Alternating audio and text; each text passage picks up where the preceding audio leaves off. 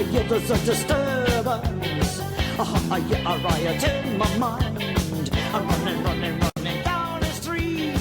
Yeah, there's someone trying to do me down. Yeah, there's a disturbance.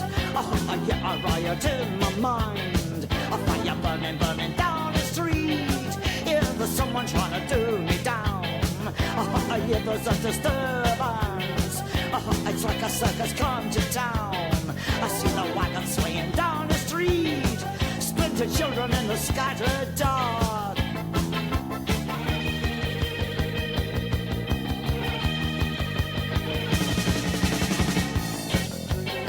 A riot in my mind. A razor's flying through the doorway. Yeah, there's someone trying to cut me down. Yeah, there's a disturbance. It's like a circus come to town. Shattered mirrors in the hallway. I'm running on the broken glass. Ain't you got a safe place? Is there somewhere safe for me to hide? I'm running down the street. There's someone trying to do me down.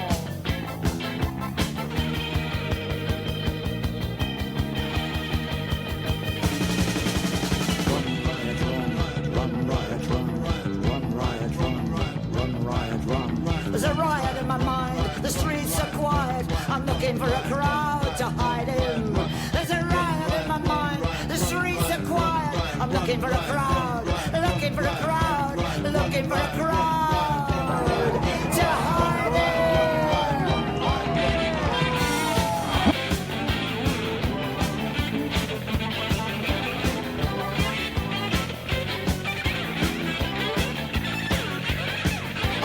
yeah, there's a disturbance. Yeah, a riot in my mind. Fire burning down the street. Yeah, this house is burning down. Yeah, there's a disturbance. There's interference down the line. I told you, yeah, I need a safe place. Yeah, there's someone trying to do me down. Can't you take me to a safe place? Somewhere where it's safe for love. I'm running down the street. Yeah, there's someone trying to do me down. Riot in my mind. Run riot, run riot, run riot, run riot, run.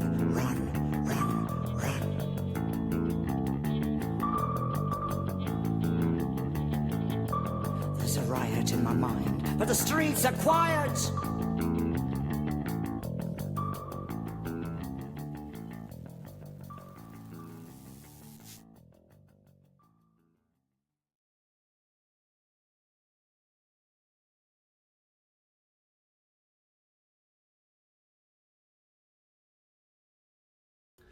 Maybe 3 times. How's that? Can you hear me now? All right, I think I see it now. I apologize if you couldn't hear me before. Like I said, I'm working out all the technology. This is the first live broadcast. So today we're talking about how you can get more involved in your community, and I'm going to give you 6 easy steps to do that, okay? If you feel like there's something you're passionate about, focus on what that is. So you need to get out a piece of paper, and you need to actually write these things down by hand, because it makes a different impression on your mind, chemically and maybe spiritually, I don't know. You're going to want to write these things down. So know what you want to do. Generalized ideas will only get you so far, so identify the one thing that you really want to accomplish and sort of hone that down. After you've have this plan knocked out, you can add other things later, but start with the one thing first and really sort of perfect that. Then you're going to want to research your objective and find the people who are already doing it or something similar, so that you can pick their brain about it.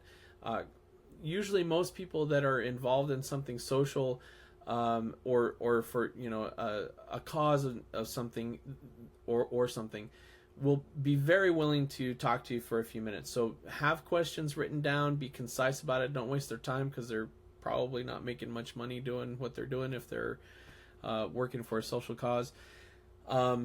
And then ask for them for advice, get info about what worked, what didn't work for them, talk to them about your idea. If it's a little bit different than theirs, that's cool, and ask them for their critique on it and what they think about it.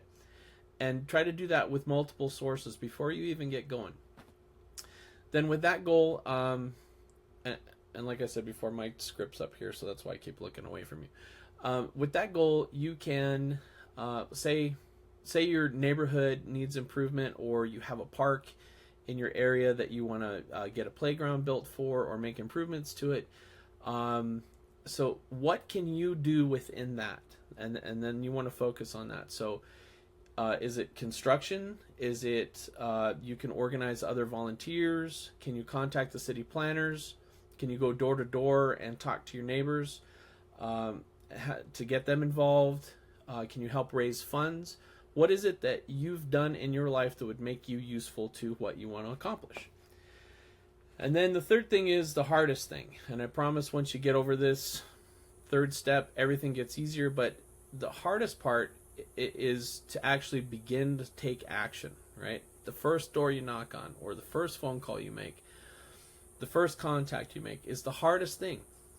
But action begets action. And once you get rolling, you're going to be rolling like gangbusters. And it'll get easier each time. With that in mind, let's talk a little bit. And I'll give you the other 3 steps here as we go on with the show. But let's talk about the other part of our show tonight is Poison Girls and their music and their legacy.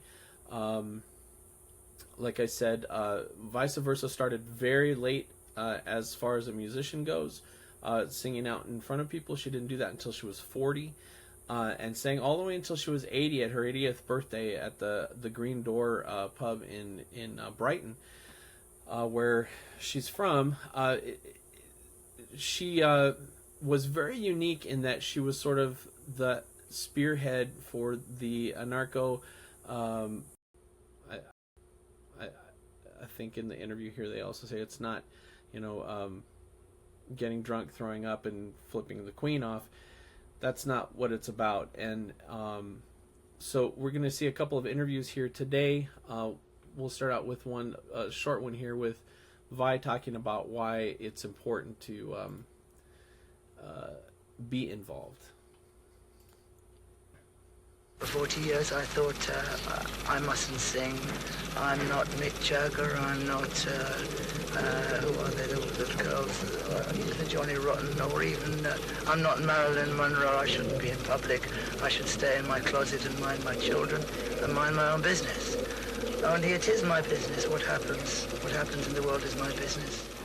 But the question for women is, we mustn't let them stay to act like pigs. We mustn't be like sheep.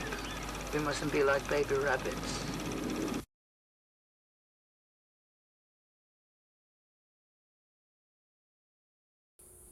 There's that microphone again. So we have to start moving in a future that's better for everyone.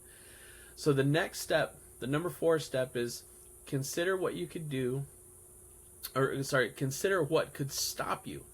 Assess that and try to find counters to it. If you have already thought this out before you start making your phone calls, you can ask what problems other people ran into and what they did to overcome it. A lot of things are different from state to state. A lot of different things are different from organization to organization, even from neighborhood to neighborhood.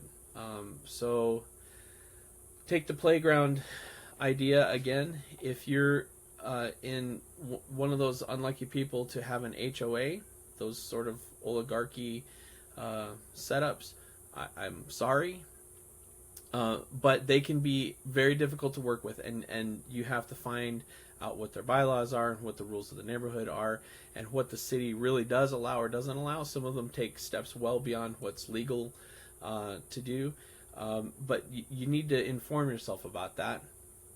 And then if you have a neighborhood association, that can be very different, and those are usually pretty open and better organized, but this can also be a little bit closed door as well. But know the difference between those types of things, and so that's just an example, but you need to really find out what's going to stop you and be prepared to face that when you come to it. And then don't be afraid to fail. Here's your number 5. Don't be afraid to fail.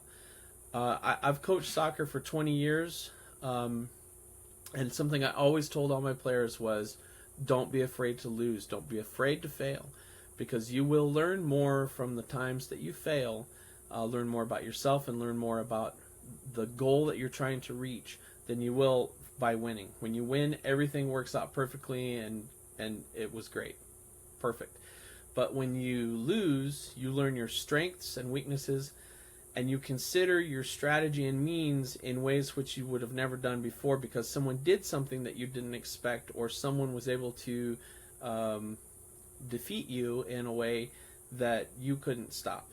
And so it forces you to see different paths, which only makes you stronger. And if you go into it knowing that you're going to fail sometimes, you will ultimately turn that into an asset.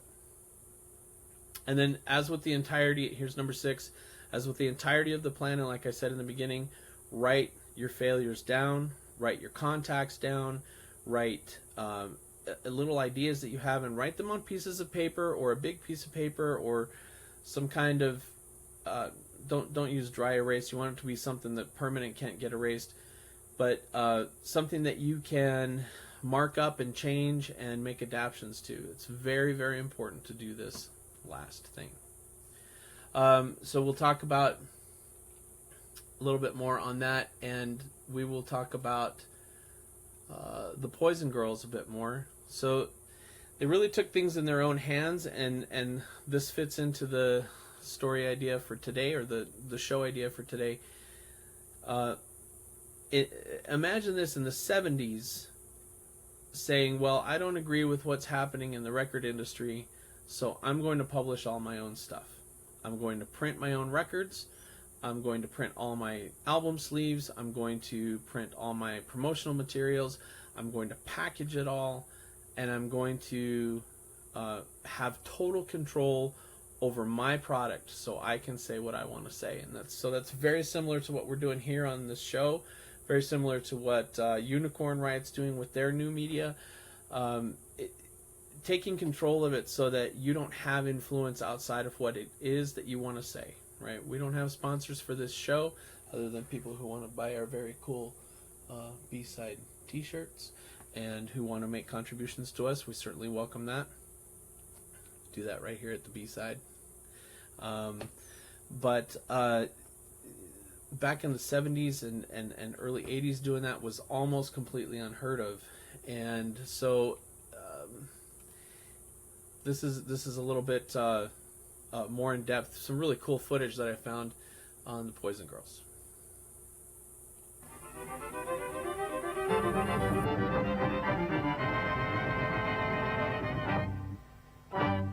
When you start off, have an idea, you have a vision of something that you want to produce, and the process that you undergo, if there are people involved in that don't actually share that vision with you, the vision gets watered down, and so what comes out the other end of it is a poor shadow of the original impulse. I denounce the system that murders my children. I denounce the system that denies my existence. We decide what records we want to make and when, and what we want to put on them. And we decide what they should look like. We decide how much they should sell for. We're packing the bits and pieces that we've produced ourselves to put in. They're already now except for a poster, and they should be out within a week or so, I hope, in the shops. There's bits and pieces of an album that we've just done, The Poison Girls, A Total Exposure, and that got packed and parcelled up in that room as well. We have a vision, an impulse, an idea that we want to communicate, and that's where we start from, I think. If you're then put into a kind of process where you're first of all set up as a kind of object, competing with other objects, the criteria that you then find dominates what goes on is outside yourself. You're then thinking about who you're pleasing and how you look, and we want to have nothing to do with that process if possible. And so being in control of the gig situation, of the live situation, as much as possible, we hope means that what we actually want to say will communicate as clearly as possible and as strongly as possible. They film their own gigs, which they refuse to play in commercial venues.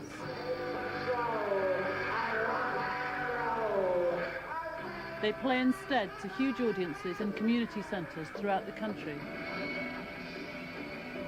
We've always tried, when we're playing live, to create an event which is much more than just a band working as 45 minutes of entertainment or loud noise or whatever.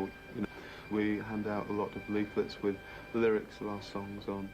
We try and talk with an audience as individuals, you know, on a one-to-one basis before and after. You know, we've been on. We try and use films and slides and other visual images in a way of trying to break down just that expectation of a band being there and just providing some music, which you can then forget and go home. You know, I think we try and leave people with something more than that. Their many supporters follow them through fanzines and letters.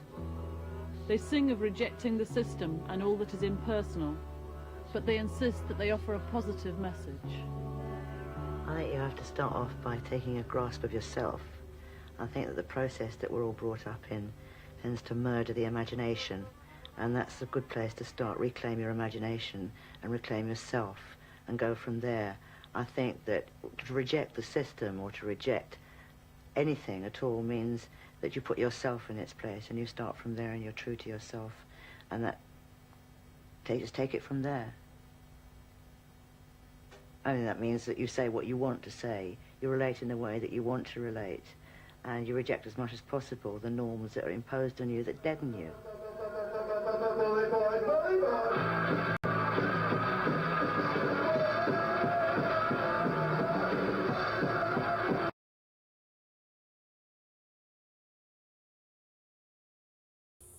There we go. So I think the things that they're saying there are just really incredible for the time, but very, very relevant to what we need to do as artists, musicians, as activists in the world.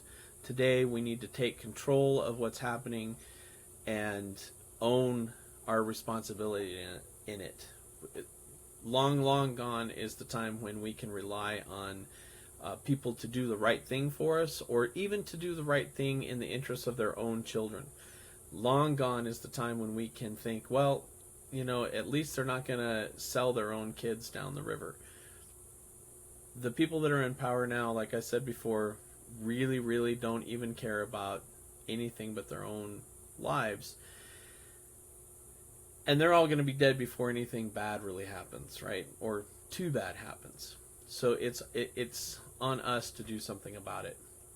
And that might be a little bit ideologically unsound, or for what people want to hear right now, but it's definitely on us to do something about it. So let's listen to another Poison Girls song. This is Ideologically Unsound.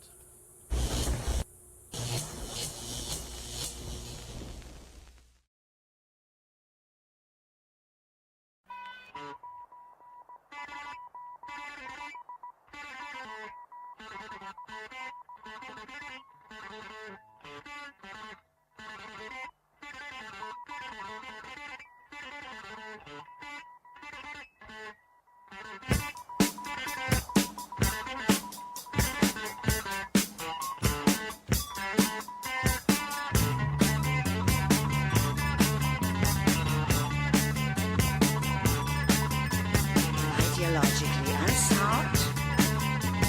Ideologically unsound.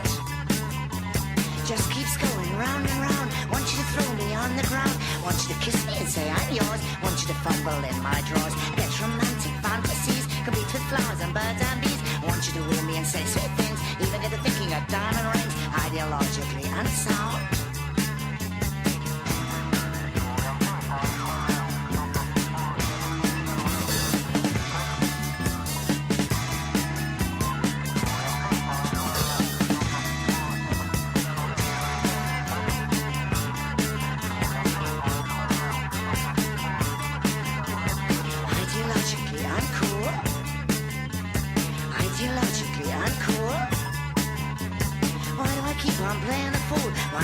Between two stools, get ideas about my station. I need some further education. Think I better go back to school.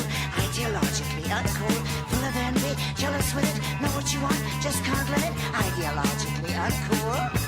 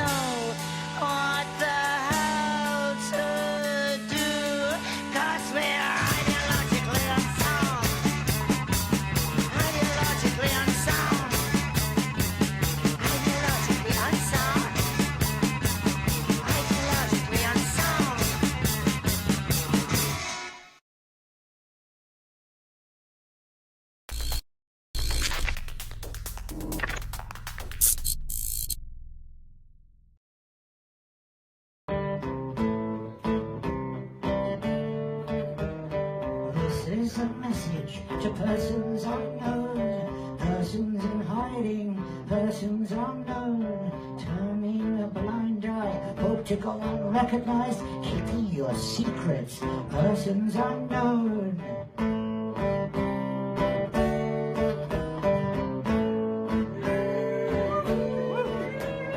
This is a message to persons unknown, persons in hiding, persons unknown. Survival in silence isn't good enough no more. Keeping your mouth shut, head in the sand.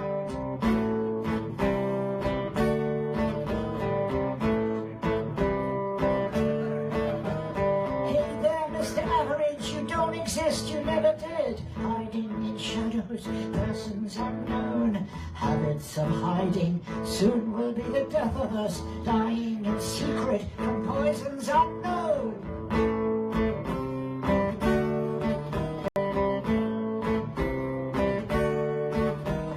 Housewives and prostitutes, plumbers in boiler suits, soon sing coffee bars, think you're alone. Big men on building sites, sick men in dressing gowns, angels in motor cars who never go home. Women in factories, one-parent families, women in purdah, persons unknown. Visionaries with coloured hair, visionaries who just don't care. Water girls with time to spare, persons unknown.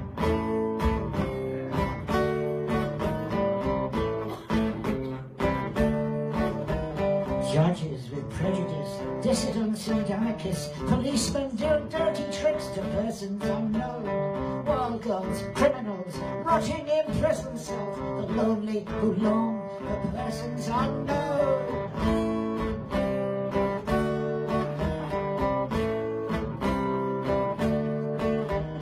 Riggers in lairboats, lovers on roundabouts, wake up in the morning with persons unknown.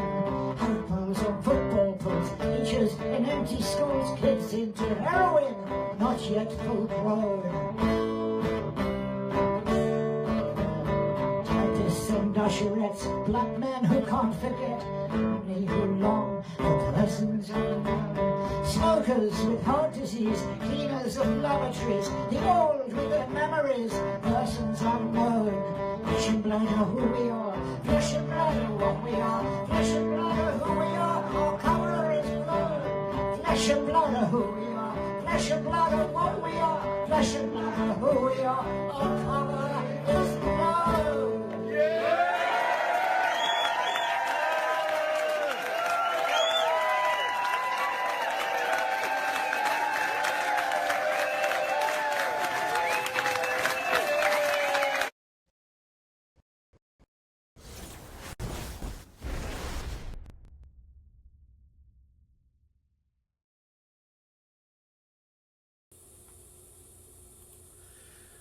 So that was Vi when she was 78 or so, I think, in that take, and she was really active the whole time. Even after the Poison Girls sort of broke up and they didn't ever actually but they had a lot of reunion shows. She was very active. She moved to Spain and was very active there doing poetry and very passionate about her poetry as well. And so I highly recommend that you check out the Poison Girls, and even you can go to poisongirls.co.uk, which is their official site.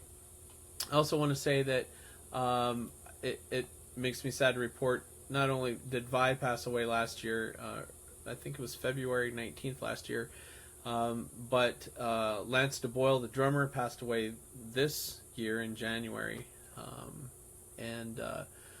So Richard Famous and Belladonna are the only two remaining members.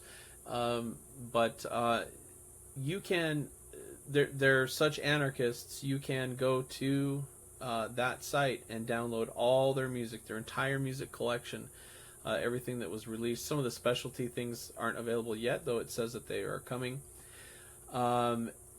You can download all their music, and then you can choose to make a donation to them if you want, and there's a suggested donation amount, and I highly recommend that you do donate if you partake of the music.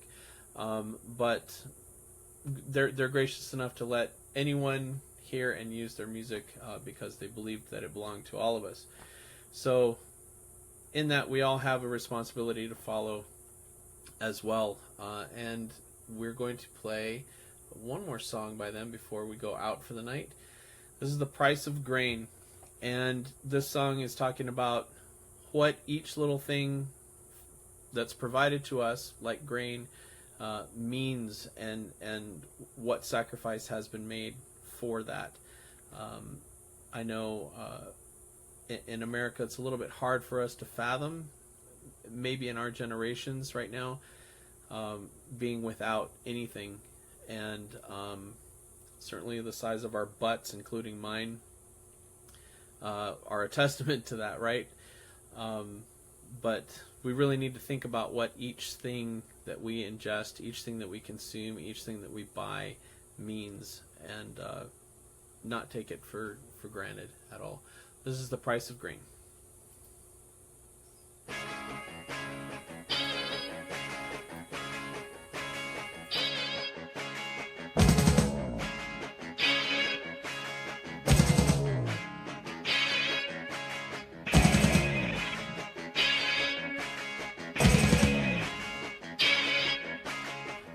Talk a lot about wanting to be free, sitting in the last lap of luxury, while some are dying for a handful of rice. Who controls the market? Who fixes the price? The price of grain and the price of blood.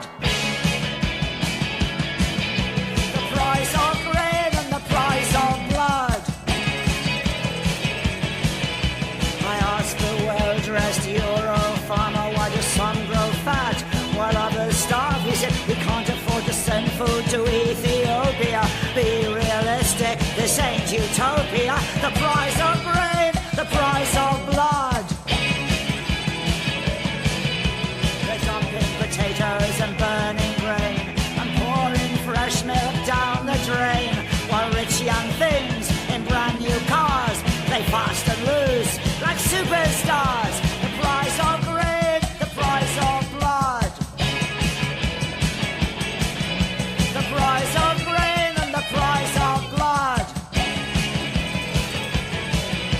And we in the West all know and care, and we all shed our crocodile tears, playing games while others die, so we can keep our prices high. The price of grain, the price of blood. Everyone says we're not to blame. Let's all wash hands and play the game. Boom and slump, waste and glut. The currency is human blood. The price of grain and the price of blood. The price of grain and the price of blood. The price of grain and the price of blood. The price of grain and the price of blood. The price is blood. The price is blood. The price is blood.